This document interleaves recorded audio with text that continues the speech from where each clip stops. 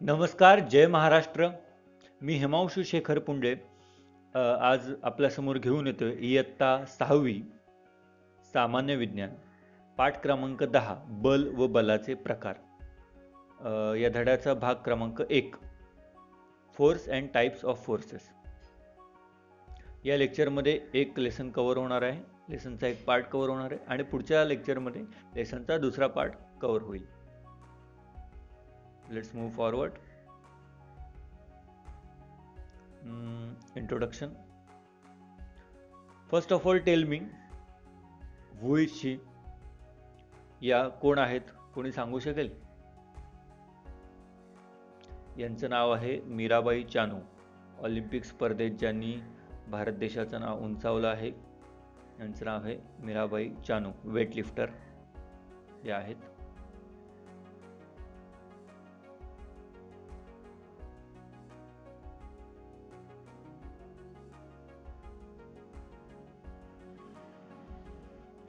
मित्रांनो, तुम्ही सर्व फुटबॉल तर नक्कीच खेळला असाल किंवा फुटबॉलची मॅच तर नक्कीच बघितली असेल.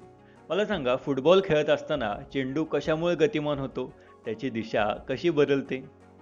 What makes the ball move during a game of football?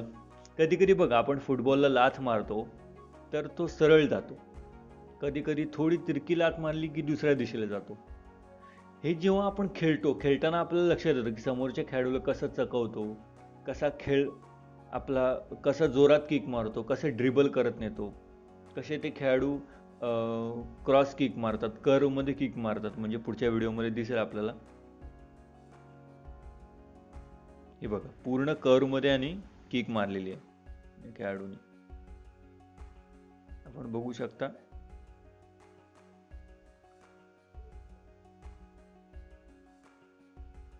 या खेळाडूने पूर्णपणे कर्वमध्ये ही किक मारली आहे. मग ही दिशा कशी बदलते? ॲक्च्युअल कसा फोर्स त्याला लावायला लागतो? हेच आज आपण शिकणार आहोत. माझा दुसरा प्रश्न आहे, नाव बोट कशी पुढे जाते? How does the boat moves forward? तुम्ही कधीतरी बोटिंग केलं असेल किंवा बोट बघितली असेल, पण मोटर बोट नाही हा. ही जी वल्ह्याच्या सहाय्याने आपण बोट चालवतो ना, ती बोट. ती कधीतरी कोणीतरी बघितली असेल किंवा त्याच्यात बसले असाल तर त्याच्यामध्ये जेव्हा त्या वल्ह्याने आपण पाणी मागे ढकलतो, आपण पाणी मागे ढकलत असतो ॲक्च्युअलमध्ये जर बघितलं तर, पण आपली बोट पुढे जात असते. पाणी तिथे स्थिर असतं, पाणी मागे गेल्याचा भास होतो, पण ॲक्च्युली आपली बोट पुढे जात असते. मग ती नाव बोट कशी पुढे जाते? तर पाणी आपण वल्ह्याच्या साहाय्याने पाणी मागे ढकलल्यामुळे. बघा, या व्हिडिओत तुम्ही पाहू शकता. तिसरा प्रश्न माझा आहे, बैलगाडी पुढे जाण्यासाठी जोर कोण लावतो? Who exerts force to move bullock cart forward? Bullock cart बैलगाडी ती पुढे जाण्यासाठी जोर कोण लावतो? तर ही बैलांची जोडी दिसते बघा, ढवळ्या पवळ्या आपण म्हणू शकतो यांना, किंवा जीवाशिवाची बैलजोड. तर ही जी बैलजोडी आहे ही पुढे जाते, तर ही पुढे जाण्यासाठी जोर कोण लावतो? तर अर्थातच ती बैलजोडी. आणि मग बैलजोडीने जोर लावल्यानंतर मागची बैलगाडी जी चाकाची आहे ती त्याला बांधलेली आहे, मग ती पुढे जाते.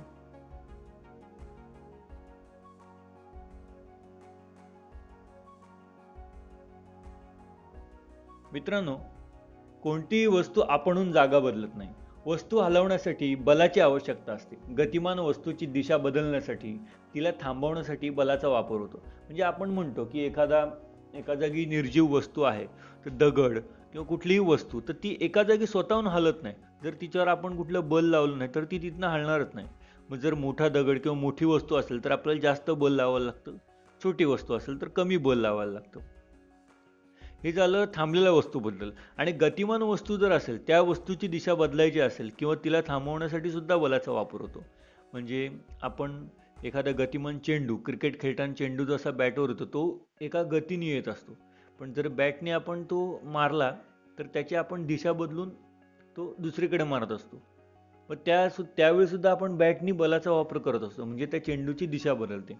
किंवा आपण फक्त बॉल प्लेट केला तरी सुद्धा तो आपण दिशा थांबवत असतो त्या गतिमान चेंडूला. मग असा बलाचा वापर सुद्धा रोजच्या जीवनात आपल्याला होतो.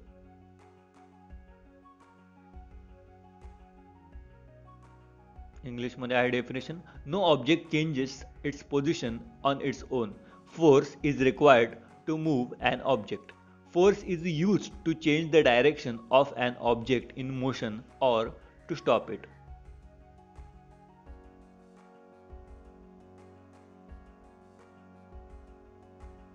आता पुढे जाऊया आपण. एखादी स्प्रिंग आपल्या हातात घेऊन ताणली तर काय दिसेल? What happens when you hold the two ends of the spring and pull them apart. या व्हिडिओमध्ये आपल्याला स्प्रिंग दिसते, इथे पूर्णपणे ताणली गेलेली नाहीये, पण याच्यात आपल्याला आयडिया येईल की आपण दोन बाजू त्याच्या पकडून स्प्रिंग कशी ताणू शकतो. किंवा लोहारण तापून लाल झालेल्या लोखंडी वस्तूवर हातोडा मारल्यास काय होते? What happens when a blacksmith hammers a red hot piece of iron. बघा इथे आपल्याला दिसतोय एकदम रेड हॉट पीस आहे आयर्नचा, लाल रंगाचा, पूर्ण लाल झालाय, आणि त्याच्यावर आपण लोखंडी वस्तूने हातोडा मारले. म्हणजे पहिल्यात आपण स्प्रिंग ताणली होती आणि आता आपण हातोड्यावरनी लाल झालेल्या लोखंडी वस्तूवर फटका मारलाय. मग ह्याच्याने काय होत असेल?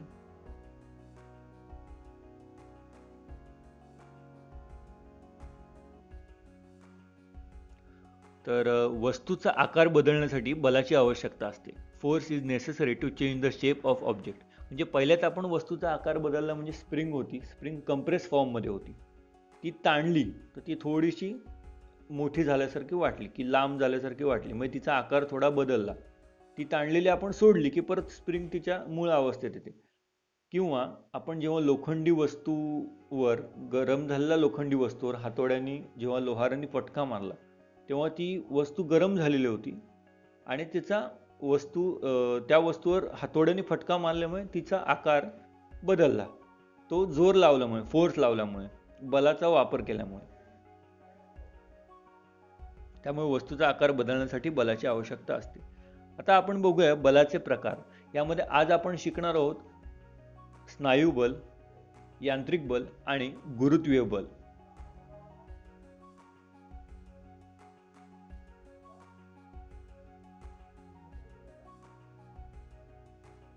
पहिला आहे स्नायू बल, मस्क्युलर फोर्स. बघा स्नायू बल, मीराबाई चानू वुमेन्स 49 kg मध्ये त्यांनी ऑलिम्पिकमध्ये आपल्याला मेडल मिळवून दिलं. आता तुम्हाला सांगायचं ते मेडल कुठलं होतं, कमेंटमध्ये नक्की सांगा. मस्क्युलर फोर्सचा वापर करून वेटलिफ्टिंग या खेळात, हे मस्क्युलर फोर्सचं एक उदाहरण, स्नायूंचा वापर करून ती वस्तू उचलली. इकडे सुद्धा आपण बघू शकता स्नायूंचा वापर करून व्यायाम वगैरे आपण करू शकतो किंवा रोजच्या दैनंदिन जीवनातल्या वस्तू उचलण्यासाठी स्नायू बलाचा वापर होतो. वस्तू आपण इझिली उचलू शकतो, खेचू शकतो, ओढू शकतो. दुसरं उदाहरण आहे यांत्रिक बल. त्याआधी तुम्हाला स्नायू बलाची अजून कुठली कुठली उदाहरणं आहेत ही सुद्धा कमेंटमध्ये टाकायची. दुसरं आहे यांत्रिक बल, मेकॅनिकल फोर्स. बघा आता आपण ह्याच्यामध्ये आपल्याला या व्हिडिओमध्ये ट्रॅक्टर दिसतोय. त्या ट्रॅक्टरनी ही लाकडं सगळी आहेत ती उचललेली आहेत, ती यंत्राच्या सहाय्याने उचललेली आहेत पूर्णपणे. मेकॅनिकल फोर्स हे आहे मेकॅनिकल फोर्सचं उदाहरण. अजून दिलं तर पाण्याचा जो पंप, जे आपण म्हणतो तुषार सिंचन, शेतामध्ये पाणी आहे तर ते पाण्याचा पंप जो आहे ते पाणी एवढ्या लांबवर फेकत आहे. हे झालं मेकॅनिकल फोर्सचं एक उदाहरण. अजून कुठलं मेकॅनिकल फोर्सचं उदाहरण सांगता येईल त्याच्याबद्दल सांगा. तिसरं आहे गुरुत्वीय बल, ग्रॅव्हिटेशनल फोर्स. याबद्दल तर सगळ्यांना माहितीच आहे व्हिडिओमध्ये. सर आयझॅक न्यूटन यांनी या गुरुत्वीय बलाचा शोध लावला सर्वप्रथम. चेंडू वर फेकलाय पण तो खाली आलाय गुरुत्वीय बलामुळे अर्थातच. आणि झाडावरून सफरचंद खाली पडतंय ते सुद्धा गुरुत्वीय बलाच्या इफेक्टमुळे. आपण बघू शकतो गुरुत्वीय बलाचा वापर केल्यामुळे खाली पडलं.